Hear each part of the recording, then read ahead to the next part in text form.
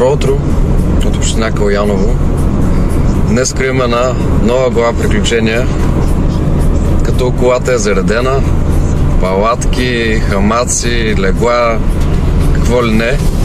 Отиваме да бедстваме на язовир, а сега сам самичък нагоре, тръгвайки да изкачваме връх Сиврията над Хисар.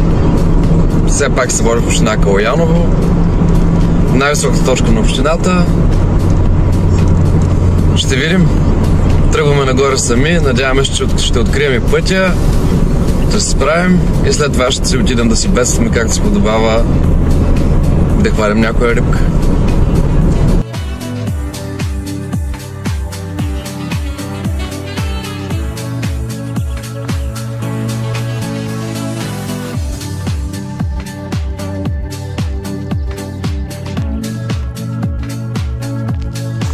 Вървим по тревистата пътечка към връх Сиврия.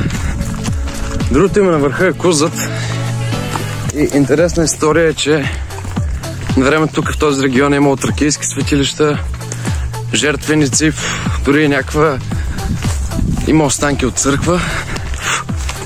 Но през целия път ме гонят някакви гадинки и ми кацат по главата и лицето, а от тях вече няма отърване. Таралешко!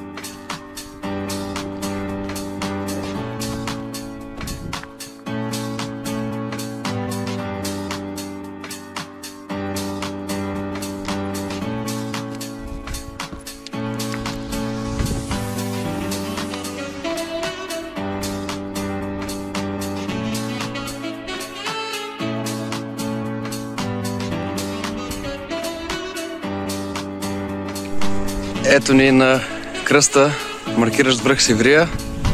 Малките гадинки продължават да ни преследват, но гледката от тук напълно се изтрува, виждайки цялата горно-тракийска низина. Не цялата. Виждайки горно-тракийската низина,